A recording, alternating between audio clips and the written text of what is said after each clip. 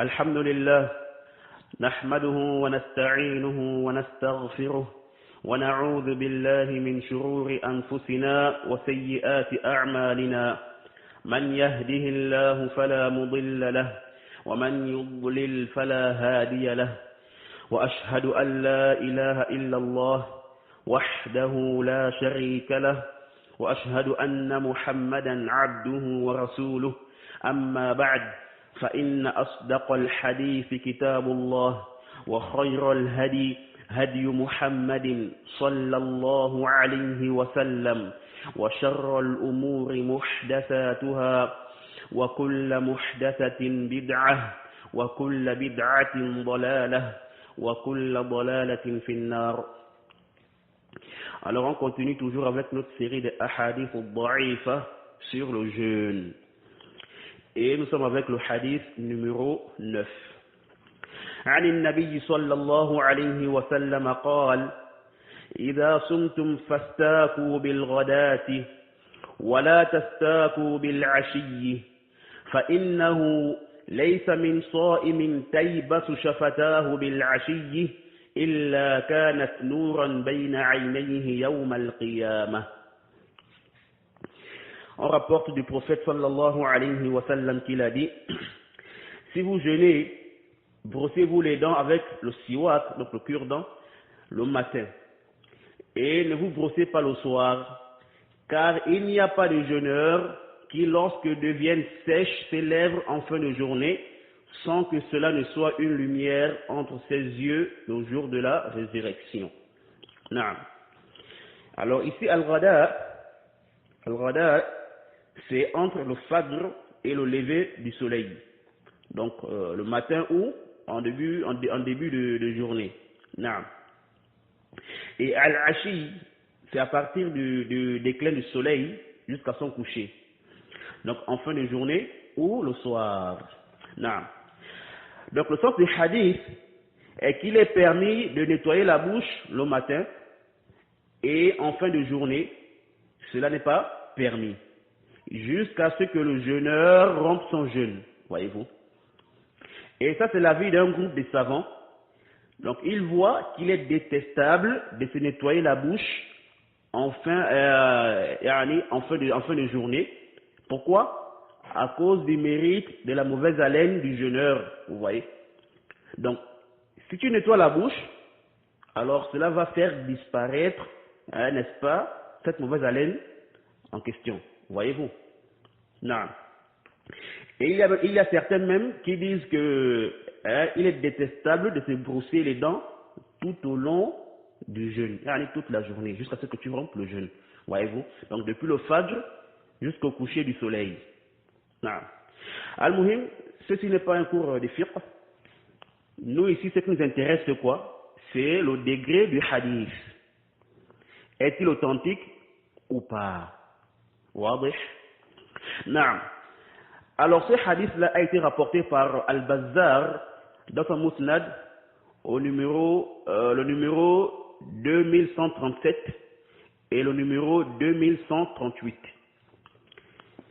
Et ça a été rapporté aussi par Ad-Daraqutni dans ce Sunan, le numéro du hadith 2372 et 2373.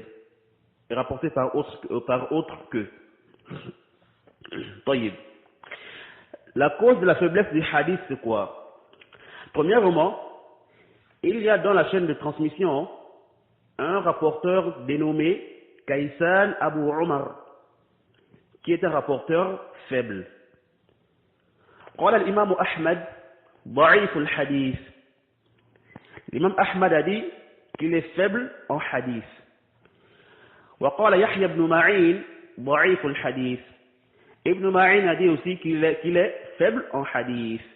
La source Tahdhib al-Tahdhib au tome 3 à la page 478. Non. Deuxièmement, on a un autre rapporteur dénommé Yazid ibn Bilal. Yazid ibn Bilal, qui est aussi quoi? Faible. قال عنه الأزدي منكر الحديث. Al-Azdi a dit qu'il est réprouvé dans le hadith. وقال ابن حبان لا يحتج به. Ibn Hibban a dit que on ne s'argumente pas de lui. Yani, il n'est pas pris en considération. Naam. Et la source est Tahdib ou Tahdib au tome 4 à la page 406. Naam. Troisièmement, ce hadith-là a été rapporté de deux compagnons et de manière différente. Mais dans les deux chaînes de transmission, on retrouve toujours Kaysan Abu Omar. Donc c'est lui le pivot du hadith. Vous voyez. La première manière, c'est d'après le compagnon Khabbab, radiallahu ta'ala anhu, qui rapporte cela du prophète. Yani, ce hadith-là, il rapporte ça du prophète. Vous voyez. Mais comme on a dit, on a le même problème dans la chaîne de transmission. Yani, Kaysan Abu Omar. Et ici, là, le cheikh de Kaysan est un rapporteur qui n'est pas connu. Vous voyez, comme a dit Al-Zahabi, rahimahullah ta'ala. Naam. Et la deuxième manière, c'est qu'on le rapporte comme étant la parole du compagnon Ali, radiallahu ta'ala anhu. Mais, comme on a dit aussi, la chaîne de transmission n'est pas authentique à cause de Yazid ibn Bilal et son cheikh Kaysan Abu Omar, comme on a vu. Naam. Alors, enfin, ce hadith-là a été rendu faible par beaucoup de muhaddithoun, par beaucoup de savants du hadith, tels que Al-Bazzar et Ad-Daraqutni, Al-Bayhaqi et Ibn Hajar et bien d'autres. Et Al-Zahabi a même dit quoi dans Tanqih al-Tahqiq, au tome 1, dans le tome 1, à la page 379, il a dit quoi? Ma arahu illa batila. Al-Zahabi, rahimahullah, il dit, je ne vois cela que comme un hadith nul. Vous voyez? C'est un hadith batil. Vous voyez? Et le Cheikh Al-Albani, rahimahullah ta'ala, l'a aussi rendu faible dans Irwa ul-Ghalil, dans le tome 1 à la page 106, et le numéro du hadith 67. Et aussi dans d'autres de ses livres. Non.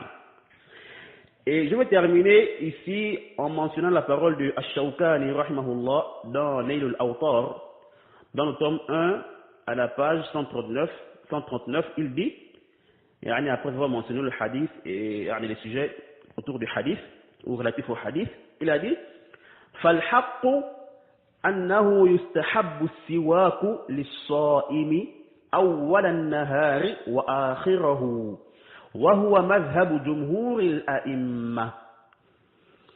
Ash-Shawkani dit quoi, rahimahullah?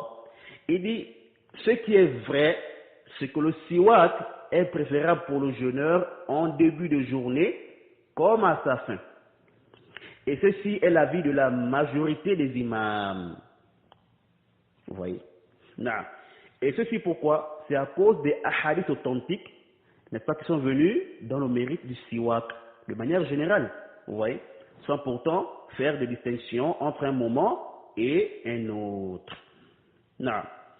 Donc, on s'arrête là pour ne pas être long, car le but de cette série de hadiths là, c'est juste quoi? Montrer la faiblesse du hadith. Naam. Wa subhanaka Allahumma wa bihamdik ashhadu an la ilaha illa ant astaghfiruka wa atubu